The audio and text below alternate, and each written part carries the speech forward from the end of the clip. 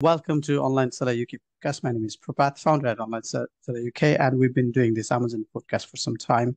And we brought in lots of topics from optimization to sourcing and so on. So today we are talking about Keepa. So I'm joined by Chris from Help. So Chris, welcome to our podcast. Thank you very much for having me again. Cool. So Chris, I think it's good for you to introduce yourself and we can take it from there. Yeah, perfect, mate. Thank you very much. So, my name is Chris. I'm the founder of helped.co.uk. We are a full service Amazon marketing agency, helping businesses either launch, grow, or scale on Amazon predominantly. Excellent. So you mentioned before we started recording and so on. So you mentioned about Keepa, and it's really interesting too. I've heard so much things about it. So let's talk a little bit more. How can we use Keepa as a seller? Yeah, so the good thing about Keepa is, and it's kind of has a lot of features similar to the Chrome extension for Helium 10, where you can kind of see data over a period of time. So you can kind of see how a product may move within the BSR. But there's also other features in there, so you can actually input an ASIN for a different channel, whether that be the UK or Germany, the US or Canada.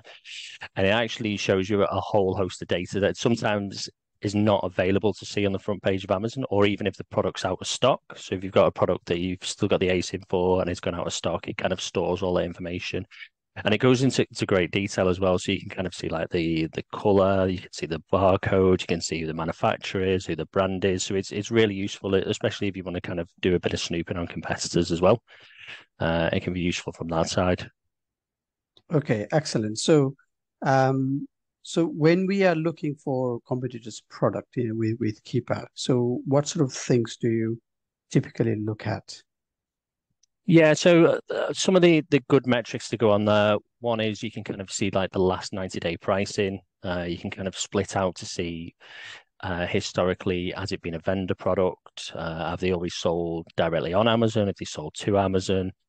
It shows you like the review count, so you can kind of see how many reviews the product's got, how many stars. There's a host on there. It used to have quite a few options on there, but I feel like over the last year they've added a whole host of extra stuff on there, so you can kind of see competitors' images.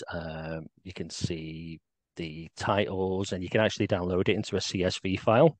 So if you've got a program like Google Sheets, for example, you can upload it into there. You can actually pull all the competitor images into there, and you can look for changes and match it, etc. So it's really useful to doing that. I know there's a few tools that do it, but for the price of Keepa and a spreadsheet, it works out like less than £20 a month, which is I always feel like it's crazy value. Yeah, absolutely, absolutely. And a lot of dropshippers use Keepa to gain the product knowledge. So, do you want to expand a little bit on that? Yeah, so I think there's a few different features on there. One, you can actually do like a product search. So you can kind Yeah, of look within a category and set your pricing. So very similar to other products out there like Helium 10. Uh, so that's great as well. But another thing you can do is, and one of my favorite tools is a bulk search functionality. So if you've got a list of competitor ASINs or you've got a list of your own ASINs and you want to pull information from those ASINs en masse, you can put them into the tool, loads all the information up, and then you just click download, and you've got all the information about all your products on a spreadsheet. Uh, you can do something similar with like a category download directly from Amazon, but this also kind of works on the vendor side quite quickly as well. So it's great for that. yeah, yeah. Those category files can be really useful for lots of reasons. Mhm. It's interesting. Um, talking a little bit more on Keepa itself, and you mentioned about vendor. So I believe some of the data is very difficult to get hold of from the vendor account, I would have thought.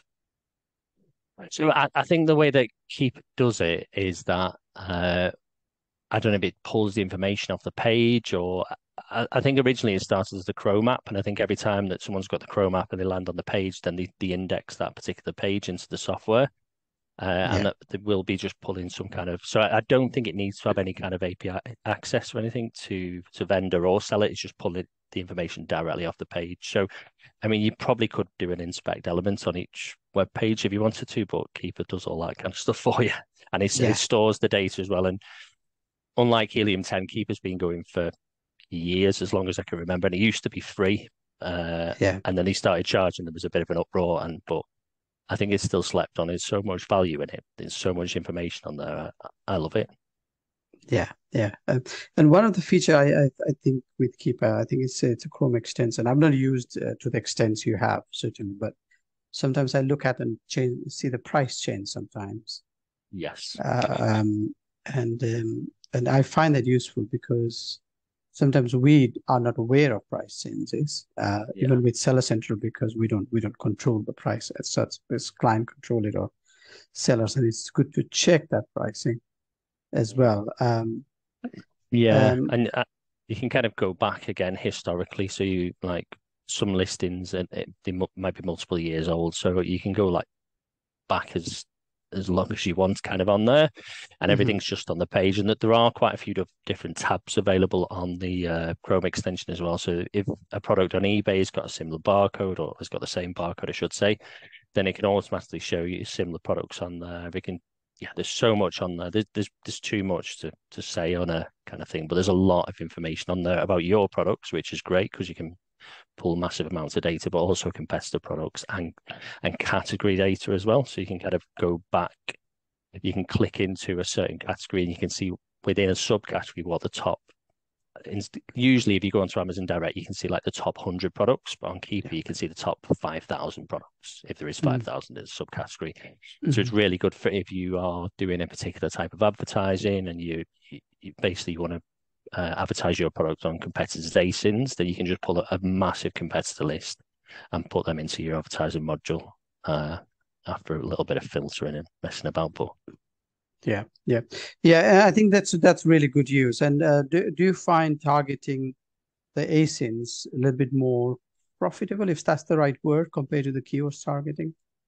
yeah, I think it depends. I think, like with anything, you have to kind of test it out. Of I've course. had really good experience on a vendor account in the past doing this exact method and pulling all those particular ASINs in. And then some of them were not profitable, but then we found a ridiculously profitable one to the point where it was actually a third of the advertising revenue was coming from just advertising on this one competitor's ASIN. So you kind of know quite quickly what's working on there, but it's definitely a good tactic. And I think I've mentioned it in the past as well before, and I think someone else mentioned it who robbed it off. I can't remember who it was, but if someone's paying for traffic and they're running advertising, if you can kind of use that traffic that they're paying for and then advertise on their products instead of advertising on the keyword because the keyword's really expensive, then that can be really useful as well. Yeah, yeah, absolutely.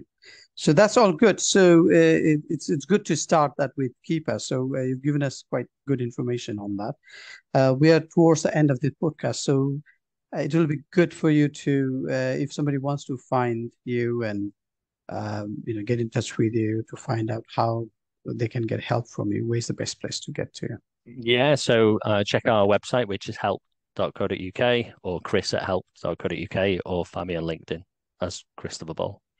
Yeah, excellent. And also for those who are listening, Chris will be with us in Amherst in Brighton later in October. So he's a well-respected speaker. He's spoken with us in the past, and come and join us at the conference at Amherst in October. Thank you, Chris, for your time today, and I'll speak to you soon. All the best. Thank you very much, mate. Thank All you. the best. Bye bye. Bye-bye. Bye.